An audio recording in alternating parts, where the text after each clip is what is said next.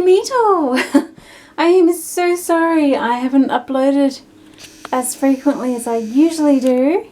I've just had so much on my plate. So as you all know, I have 2 ducks that I've been rehabilitating, and Sunna here, she's actually permanently disabled. And we're in the funny season for the ducks, spring. So from spring to mid-spring, or the equinox, all the way through to summer, the boys are extra excited. So you need to manage your feathers accordingly. So Freya, as you know, she was the first girl I had, or have, not past tense, she's still with me. She had no feathers after the first 6 months because of the boys, and she was the only girl, and I had to get more girls, and as you know, the story went. But you know, she's all better now, and her feathers are all back, and we have lots of girls. However, the boys, the 2 brothers, will still go for her. Especially right now and in the morning. So they're not as bad as back then, no way near, you know. But at the same time, she's still, you know, she could still fill out some more and get a little stronger, and you know, anyway, they're her brothers. So I let her hang around with them in the backyard for a little bit, as I'm doing the morning duck shuffle of bringing my ducks from inside the house to outside in the yard to be ducks for the day. Sunna, hey puppy! So my 2 newbies that I've been rehabilitating, they sleep in a separate sleep box to the girls and the boys.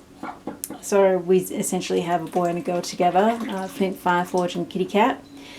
Now they would get, Flint needs another girl to have fun with.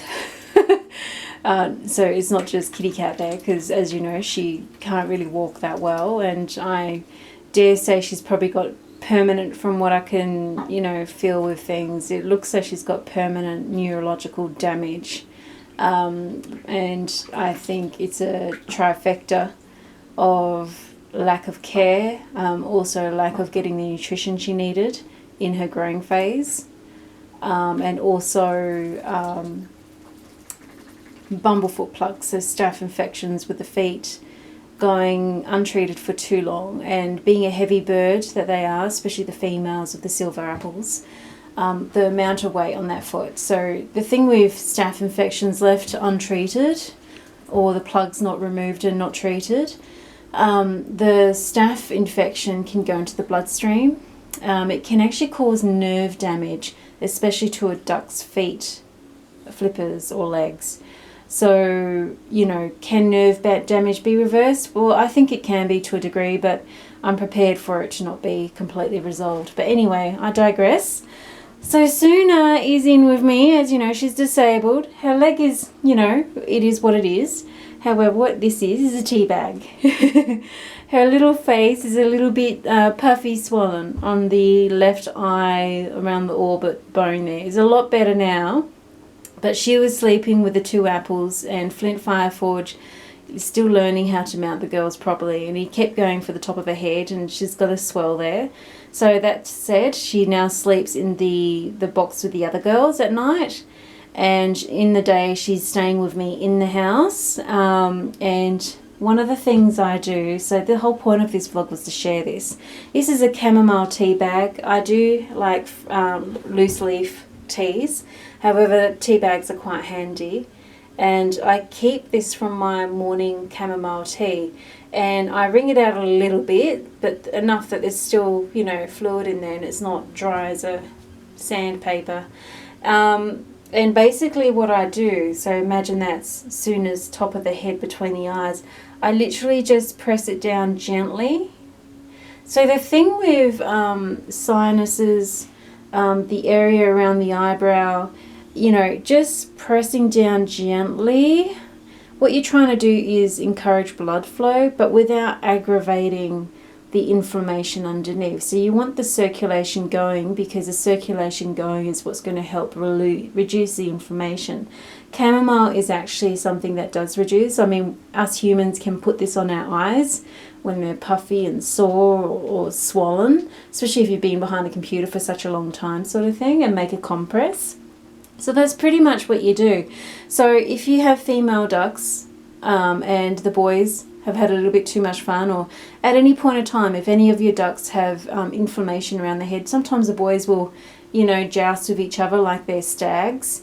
If there's any inflammation around the eye, orbital, if it's moderate to severe, you do need to remove that bird until that inflammation comes down, because otherwise it's just going to get aggravated. If it's mild, you don't really need to. You can just do a compress and it will come down. But you know, with Sunna, it was moderate, and if I left her with everyone else for too long, much longer, it would become severe, and then you start getting eye infections and damage to the eye. You don't want that. She's already disabled. She doesn't need more angst in her life. So anyway, a little tip. So chamomile tea bags. If you don't drink them, start drinking them. Chamomile is good for you. And keep the tea bags and use them as a compress. And just be very gentle. You're not trying to, you know, rub out a knot that you have in a muscle. You're just doing a gentle compress.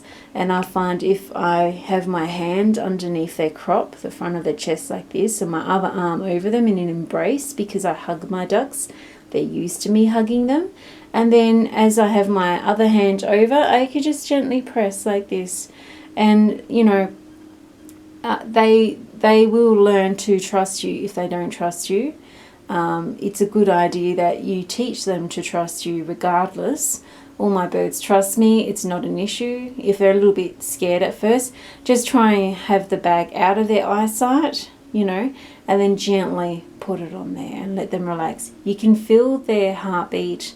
You can feel their tension, and you know, you put on the accelerator and take off the accelerator accordingly with how much pressure you do and how much longer you do the compressing for. So I usually find just like 5 or 6 little presses is fine. And then the other thing I do too, so you can see the beak to under the eye, down the neck. I basically just rub down like this with my thumb. That said, I use a very soft blanket, which is like, you know, the Velour, the Minky blankets, but it's so thin, it's not like the real thick ones.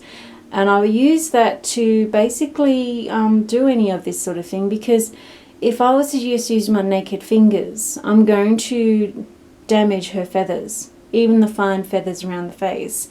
And it also will drag and pull, which is also uncomfortable. Ducks don't want you pulling out their feathers, okay? So I do recommend, if you don't have a soft, fleecy Minky blanket, I got like 5 of them for like $10 at a sale Spotlight. You do not want the thick, heavy kind. You just want the soft, cheap lap throw blankets. They're usually acrylic, and they're light enough to not drag on them, but they're warm enough to give them some comfort. They're like security blankets for ducks, to be frank. And I've got them in a green teal color. Green is is a favorite color of ducks, is what they feel the most comfortable with. They're color sensitive. They see more color than what us humans do. So anyway, a little bit of a tip there. I would show the process, but I have to hold the camera.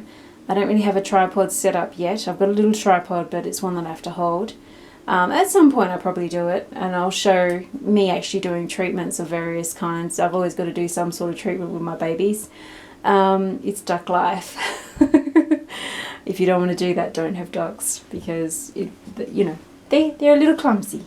Yeah, you know, Sunna, such a sweetie.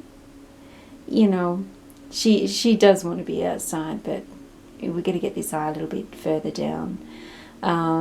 So if you can see any creases and an indentation which is beyond the norm for the structure of your duck, and if you see your ducks and handle them so much, you understand their normal structure, and you see something slightly off, if it's mild, you're okay. If it starts progressing to moderate, remove that duck and start doing treatments.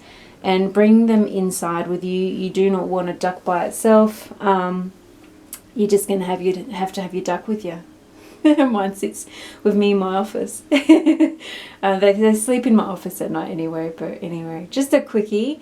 And I'm going to do a neighbour vlog post today, which is home-based, because my place is chaos, and partly because of this. There's only so many hours in the day, and if I have an extra duck that's gone injured or sick or needs extra treatment, it's just time I don't have, and it's got to come out from somewhere.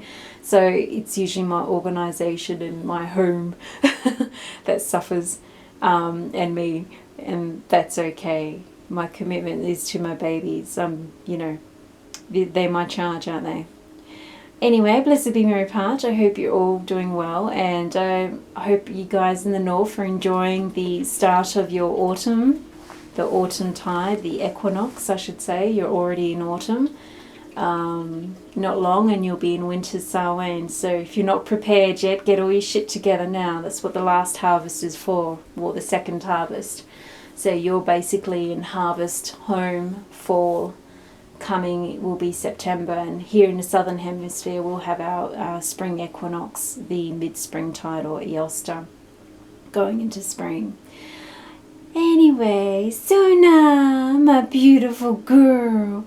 So yeah, just make sure you interact, cuddle, play, talk to, have near you any ducks that are being isolated from anyone else, because they will go downhill fast. They are extremely social birds. They need to see you as one of the pack. You're, you know, one of the ducks. Isn't that right, Sunna? Sunna, you're looking at the camera. I know the battery's flashing. Yeah, I love you. Bop, bop, bop, bop, bop. Blessed be your Mary Part.